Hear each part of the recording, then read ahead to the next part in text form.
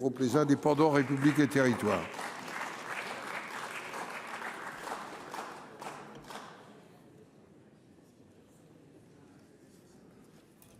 Vous avez la parole.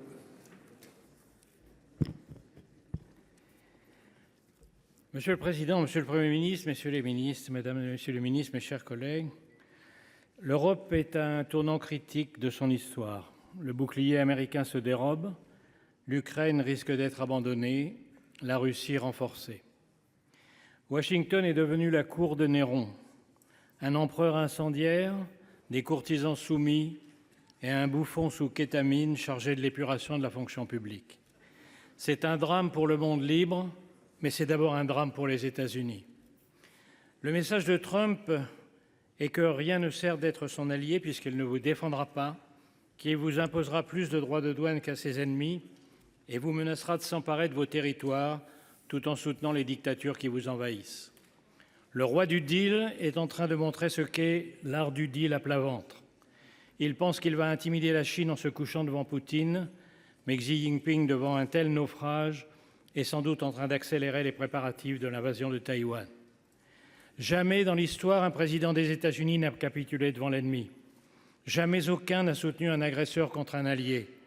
Jamais aucun n'a piétiné la Constitution américaine, pris autant de décrets illégaux, révoqué les juges qui pourraient l'en empêcher, limogé d'un coup l'état-major militaire, affaibli tous les contre-pouvoirs et pris le contrôle des réseaux sociaux.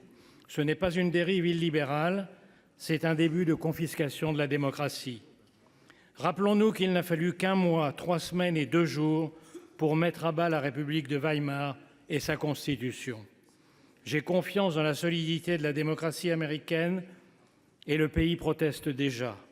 Mais en 1 mois, Trump a fait plus de mal à l'Amérique qu'en 4 ans de sa dernière présidence. Nous étions en guerre contre un dictateur, nous nous battons désormais contre un dictateur soutenu par un traître. Il y a 8 jours, au moment même où Trump passait la main dans le dos de Macron à la Maison-Blanche, les États-Unis votaient à l'ONU avec la Russie et la Corée du Nord contre les Européens réclamant le départ des troupes russes. 2 jours plus tard, dans le bureau ovale, le planqué du service militaire donnait des leçons de morale et de stratégie au héros de guerre Zelensky avant de le congédier comme un palefrenier en lui ordonnant de se soumettre ou de se démettre.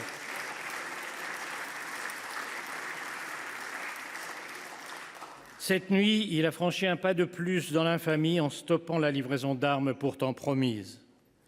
Que faire devant cette trahison? La réponse est simple: faire face. Et d'abord ne pas se tromper. La défaite de l'Ukraine serait la défaite de l'Europe. Les pays baltes, la Géorgie, la Moldavie sont déjà sur la liste. Le but de Poutine est le retour à Yalta où fut cédé la moitié du continent à Staline. Les pays du Sud attendent l'issue du conflit pour décider s'ils doivent continuer à respecter l'Europe ou s'ils sont désormais libres de la piétiner. Ce que veut Poutine, c'est la fin de l'ordre mis en place par les États-Unis et leurs alliés il y a 80 ans, avec comme premier principe l'interdiction d'acquérir des territoires par la force. Cette idée est à la source même de l'ONU, où aujourd'hui les Américains votent en faveur de l'agresseur et contre l'agressé, parce que la vision trumpienne coïncide avec celle de Poutine. Un retour aux sphères d'influence, les grandes puissances dictant le sort des petits pays. À moi, le Groenland, le Panama et le Canada. À toi, l'Ukraine, les pays baltes et l'Europe de l'Est. À lui, Taïwan et la mer de Chine. On appelle cela, dans les soirées des oligarques du golfe de Mar-a-Lago, le réalisme diplomatique. Nous sommes donc seuls. Mais le discours selon lequel on ne peut résister à Poutine est faux. Contrairement à la propagande du Kremlin, la Russie va mal.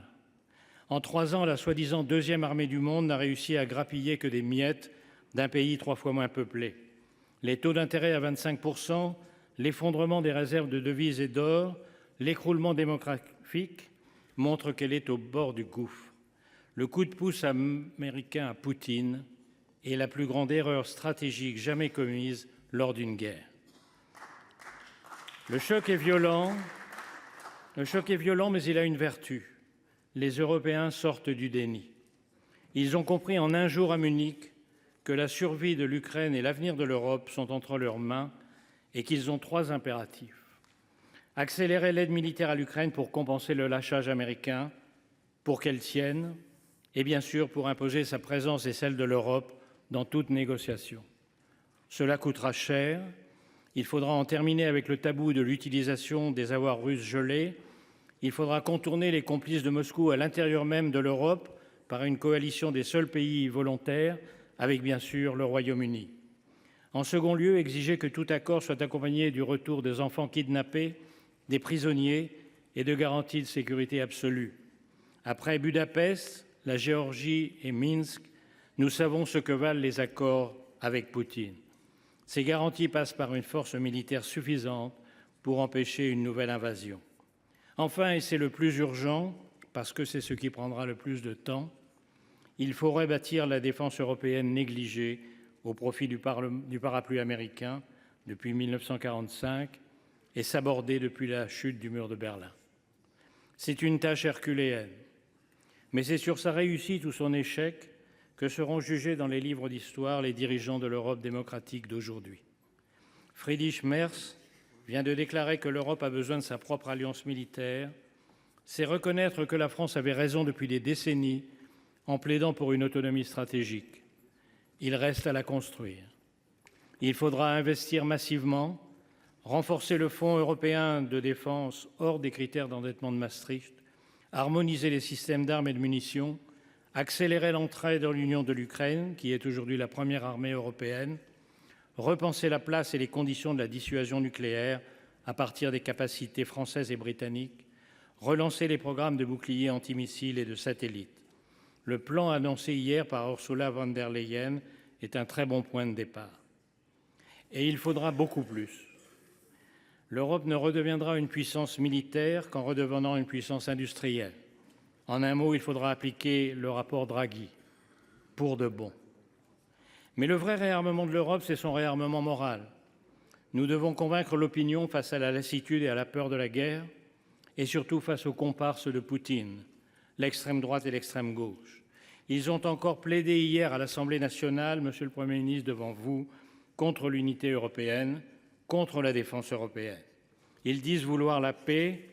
Ce que ni eux ni Trump ne disent, c'est que leur paix, c'est la capitulation, la paix de la défaite, le remplacement de Gaulle-Zelensky par un Pétain ukrainien à la botte de Poutine, la paix des collabos qui ont refusé depuis 3 ans toute aide aux Ukrainiens. Est-ce la fin de l'Alliance atlantique?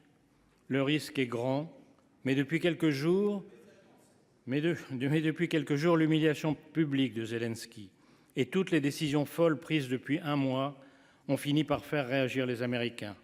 Les sondages sont en chute, les élus républicains sont accueillis par des foules hostiles dans leurs circonscriptions, même Fox News devient critique. Les Trumpistes ne sont plus en majesté, ils contrôlent l'exécutif, le Parlement, la Cour suprême et les réseaux sociaux, mais dans l'histoire américaine, les partisans de la liberté l'ont toujours emporté. Ils commencent à relever la tête. Le sort de l'Ukraine se joue dans les tranchées, mais il dépend aussi de ceux qui, aux États-Unis, veulent défendre la démocratie et ici de notre capacité à unir les Européens, à trouver les moyens de leur défense commune et à refaire de l'Europe la puissance qu'elle fut un jour dans l'histoire et qu'elle hésite à redevenir. Nos parents ont vaincu le fascisme et le communisme au prix de tous les sacrifices. La tâche de notre génération est de vaincre les totalitarismes du XXIe siècle. Vive l'Ukraine libre, vive l'Europe démocratique. Merci. Monsieur le Président. La parole est à la présidente Cécile Cukierman.